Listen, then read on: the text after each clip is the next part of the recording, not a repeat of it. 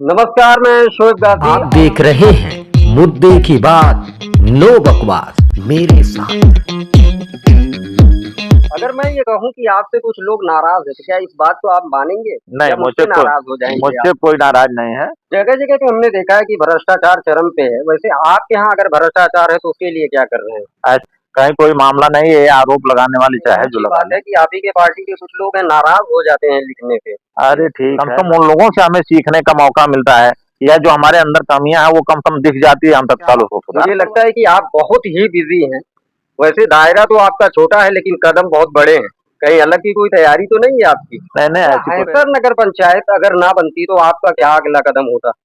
कोई ना, विधानसभा का चुनाव था, पार्टी जब हमें टिकट देती तो चुनाव लड़ते, नहीं तो लड़ने का कोई वो नहीं था। 2.5 से 3 सालों में आपने बनाई सड़कें, कितनी टूट गई, कितनी बची हुई है? क्योंकि बारिश का भी समय चल रहा है और असलियत तो बारिश में ही पता चलती अरे सड़कें आप पता करा लीजिए, जो हमारे कार्यकाल में बनी है वो कोई नहीं टूटा है। है। राजनीति में गुटबाजी और दबाव को आप किस तरीके से हैंडल करते हैं? हमारे वहाँ कोई नहीं का, हमें दबाव है, मैं खुलकर नगर राजनीति पंचायत की बैठकों में आम जनता की भागीदारी को कैसे सुनिश्चित करते हैं? हमारे वहाँ ये नहीं है कि महिला चुनी गई पति बैठेगा, ऐसा नहीं है। आपकी पत्नी है रिंकू मणि जी, हाँ। धरातल पे कम, विज्ञापनों में ज्यादा दिखाई देती हैं और आप महिला शक्तिकरण के बड़े नारे लगा रहे हैं।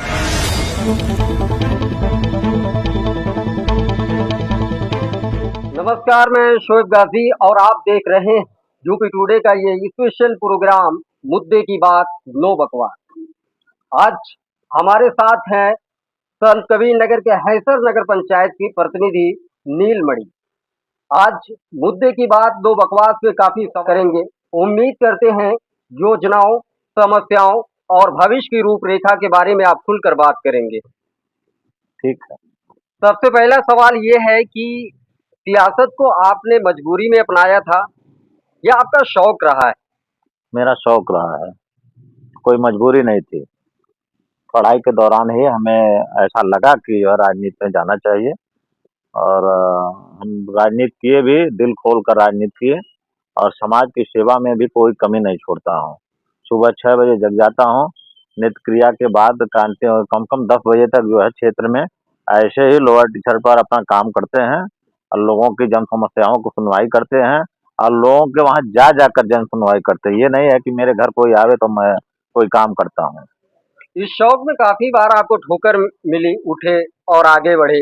कोई नहीं, इससे तो हमें सीख मिलती है। कोई ठोकर से हमें, वो ठोकर नहीं, वो हमें सीख मिली कि कैसे राजनीति किया जाए, या क्या कमियां रह गई, आगे सुधार किया जाए। ठीक है, मैं 100% जनता को खुश तो नहीं कर सकता हूँ, लेकिन प्रयास करता हूँ कि सभी को मैं खुश करूँ। मेरा प्रयास केवल रहता है। ठीक है, अगर एक चुनाव से सीख कर फिर दूसरे चुनाव को लड़ते हैं, दूसरा चुनाव मान लिया डिफीट का है, तो तीसरे चुनाव में हम कुछ अच्छा करने का प्रयास करते हैं। मैं लगातार अच्छा प्रयास करने का, अच्छा काम करने का प्रयास करते हैं। ये मेरा जो है लक्ष्य रहता है। अच्छा, हैसर नगर पंचायत अगर ना बनती, तो आपका क्या अगला कदम होता? कोई ना, विधानसभा का चुनाव था, पार्टी जब हमें टिकट देती तो चुनाव लड़ते, नहीं तो लड़ने का कोई वो नहीं था। मेरा कोई ये नहीं है कि पार्टी नहीं दे रही तो मैं ये कर रहा हूँ, वो ऐसा नहीं है। पार्टी के गाइडलाइन के अनुसार ही मुझे चलना है, अपने तरफ से कोई हमें कोई फैसला नहीं लेना है।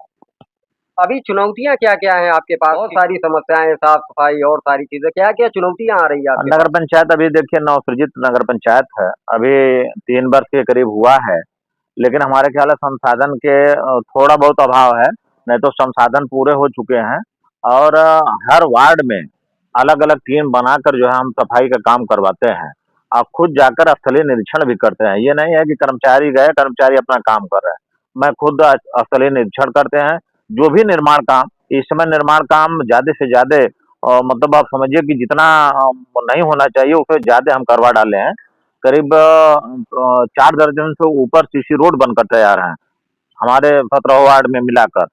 मतलब ये शासन से स्वीकृति के बाद अभी वित्त से जोड़ा जाए तो कम से कम 7-8 दर्जन हमारे मतलब रोड बनकर इस समय तैयार है, कम से कम 4 दर्जन, 3 दर्जन से ऊपर तो नालियां, जल निकासी के लिए नालियां बनकर तैयार हैं, 6 जगह पार्क बनकर तैयार हैं। अभी आप देखिए थाने की बाउंड्री, या वो थाने में भी पार्क मैंने बनवाया है, और आरओ प्लांट हमने लगवा दिया अच्छे स्वच्छ जल के लिए। ठीक है, 2 साल से ऊपर हो गए हैं, कहीं मोटर चल जा रहा है, कहीं मतलब जो भी हमारे संसाधन है ये खराब हो रहे हैं तो तत्काल उसको सही करने के लिए व्यवस्था हमारे पास कर्मचारी हैं, सामान क्रय करके वो सामान लग जा रहा है। मतलब जो भी सामान लगे हैं, ऐसा नहीं है कि आपके घर का भी आरओ है तो आरओ खराब हो सकता है, आपको उसको रिपेयर कराना पड़ता होगा। लोगों की ये एक दिन मान लिया ब्रेक होता है तो दुनिया भर का कंप्लेंट होता है। मैं सबको समझाया कि भाई आरओ है, मान लिया उसके कोई भी कैंडल खराब हुआ, कोई भी हुआ, फिर बदल दिया जाता है। मतलब जो भी संसाधन, चाहे बिजली का सामान हुआ, आपके घर बिजली का सामान लगा, वो भी खराब एक दिन होगा, होता है, लेकिन जो गारंटी में है तो उसको लाकर ठेकेदार बदल देता है, वो काम हो जाता है। कुल मिला जुला कर लाइटिंग का काम कम से कम 700 इसमें जो है आपके पोल के जो है स्ट्रीट लाइट लगकर तैयार हो गई हैं। लगातार क्षेत्र में मतलब उजेला का काम हो रहा है, और सीसी रोड बनकर, नाली बनकर तैयार हुई, पार्कों का निर्माण हो रहा है। ये हमारे वहाँ जो है ज़्यादा से ज़्यादा का, अभी देखिए बारात घर हमारा जो है बनकर तैयार हो रहा है। आप सुरैना से आगे अंदर पूरब साइड में मुड़ेंगे तो वहाँ जो है आपका धर्मशाला एक अरे ये बारात घर 1 एकड़ में बनकर तैयार हो रहा है। हमारे नगर में अच्छी व्यवस्था उसकी रहेगी। कान्हा गौशाला बनकर तैयार हो रहा है।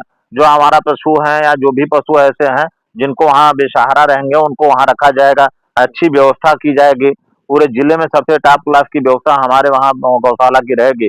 चारा की व्यवस्था किया जाएगा, हरे चारा की। वैसे भी भूसा वगैरह हम कलेक्ट कर लिए हैं, और उस पर जो है अभी बनकर तैयार नहीं हुआ है, लेकिन संभावना है हमारा 1 आध महीने में तैयार हो जाएगा, तो तुरंत जानवर हम रखना चालू कर देंगे। है। महिला शक्तिकरण का एक बड़ा मुद्दा रहा है देश के अंदर। आप किस तरीके से इसको देखते हैं? महिला सशक्तिकरण में मैं पूरा जो है योगदान कर रहा हूँ।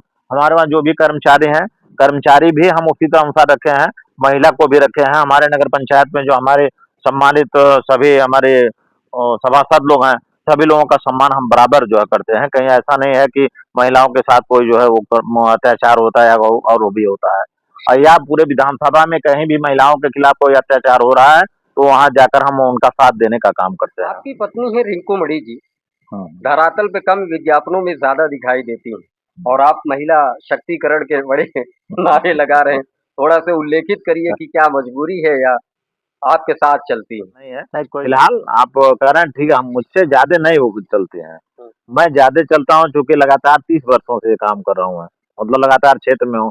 अब मैडम जो है अभी जल्दी में आए हैं, ये है। आपको मैं लगातार 3 से 4 दिनों से लगातार फ़ॉलो कर रहा हूँ। मुझे लगता है कि आप बहुत ही बिज़ी हैं।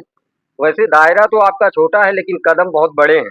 कहीं अलग की कोई तैयारी तो नहीं है आपकी? नहीं, नहीं ऐसी कोई तैयारी नहीं है, जो पार्टी का दिशा निर्देश होगा उसी के अनुसार काम करना है। हुँ। अब ये जहाँ कोई बुला लेता है, जैसे कल दंगल था वहाँ बुला लिए गए तो वहाँ चले गए, और जहाँ बुला लिया जाता है वहाँ चले जाते हैं, और कोई हमारा अलग से कोई मामला नहीं है। हुँ। थोड़ा खुलकर अगर बता देते विधानसभा के बारे में तो मुझे लगता है अच्छा होता। नहीं, क्योंकि मेरा निशाना वही था। पार्टी के गाइडलाइन के अनुसार ही मुझे चलना है। जी, जी।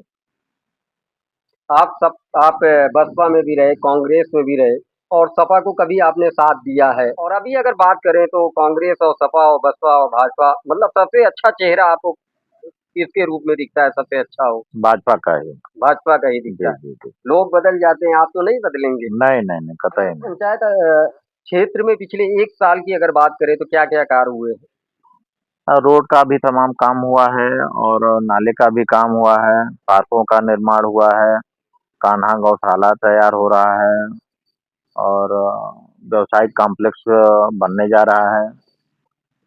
बारात घर बन रहा है, जल्दी तैयार हो जाएगा, और तमाम काम ऐसे छोटे-मोटे काम तो बीच से तमाम काम हुए हैं। उसकी संख्या नहीं हमारे पास मतलब एक्यूरेट है। लेकिन हर वार्डों में तमाम काम, स्मार्ट क्लासेस बन रहे हैं इस समय, एक प्रस्तावित भी है। जी, जी। बच्चों के मतलब विद्यार्थियों के लिए भी अच्छी व्यवस्था कर रहा हूँ, और आम आदमी के लिए, सब समाज के लिए काम हो रहा है। और ठीक है, कुछ जगहों पर काम नहीं हो पा रहा है। अब शासन में जैसे प्रस्ताव 10 प्रस्ताव भेजा गया, 5 ही पास हुआ। इत्तेफाक से हमारे कुछ वार्डों का नहीं हो पा रहा है, बार-बार कट जा रहा है। लेकिन अब की बार खुद जो है, जहाँ काम नहीं हो पाया, वहाँ ज़्यादा से ज़्यादा काम कराने का प्रयास। किसी वार्ड के साथ कोई सौतेला व्यवहार नहीं होगा। अब ये है कि लोग ये समझते हैं कि जादू मंत्र की तरह तत्काल काम हो जाए, ऐसा नहीं होगा।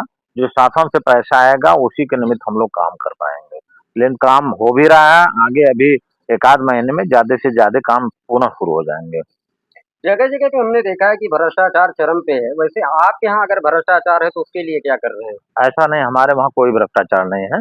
कोई भी जांच दो दो बार जो है जिला स्तरीय जांच हो गई, कहीं कोई मामला नहीं है। ये आरोप लगाने वाले चाहे जो लगा लें। कभी मैं तो कहता हूँ, मीडिया बंधुओं से कहता हूँ, कहीं आपको लगे कोई कमियां हमारे क्षेत्र में तो आप मुझको बताइए। यदि हम उसका मतलब निराकरण न करें तब आप लोग छापिए या टीवी में चलाइए, जैसा भी करें। मैं तो कहता हूँ मेरे अंदर कमियां कोई निकालता है या फेसबुक पर लिखता है तो हमें बड़ी खुशी होती है। कम से कम उन लोगों से हमें सीखने का मौका मिलता है, या जो हमारे अंदर कमियां हैं वो कम से कम दिख जाती है, हम तत्काल उसको सुधार ये करवाते तो हैं। अच्छी बात है कि आप ही के पार्टी के कुछ लोग हैं नाराज हो जाते हैं लिखने से। अरे ठीक है, नाराज होने लगे उसको भाई देखिए, आखिर वो व्यक्ति जो लिख रहा है वो हमारे पक्ष में ही लिख रहा है, भले हमारी बुराई कर रहा है, वो हमारे पक्ष में लिख रहा है कि हाँ ये आपके अंदर ये कमियां हैं। तो अहंकार वहां हमें नहीं होना चाहिए कि हमें गलती हो रही। तमाम लोग लिख रहे हैं, हमारे यहीं के हैं सर के लोग तमाम लोग लिख रहे हैं, लिखने दीजिए। उससे कम से कम हमें तो ये पता है हमारा कर्मचारी जो नहीं बता पा रहा, अगला आदमी फेसबुक के माध्यम से बता दे रहा है कि आपके अंदर ये कमियां हैं। चलिए भाई ठीक है, हम उसका सुधार कर रहे हैं। यदि सुधार नहीं करते हैं, नहीं सुनते हैं, तब हमें माना जाएगा कि मैं घमंड में है, किसी की बात नहीं सुन रहा है।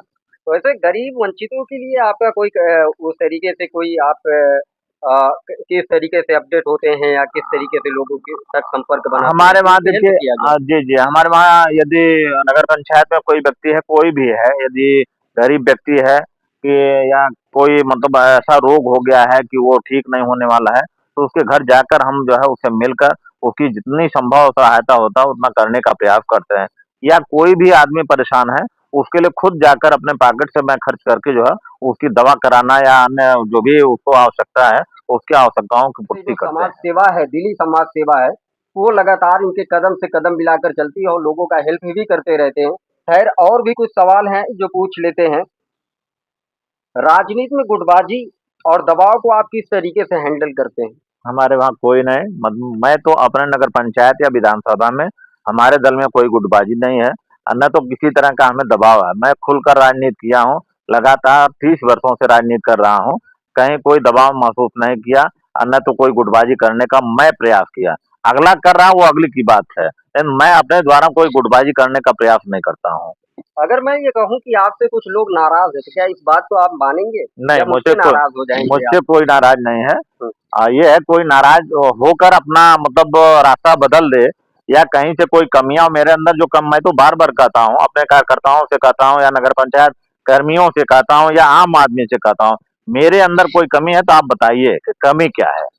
मैं ये कह रहा हूँ कि मेरे नगर पंचायत में जो भी लोग हमारे दल के लोग लगे रहे हैं, पार्टी का प्रचार किए, उनका हम सहयोग न करें, उनकी बात न सुने, तब हमारी गलती है।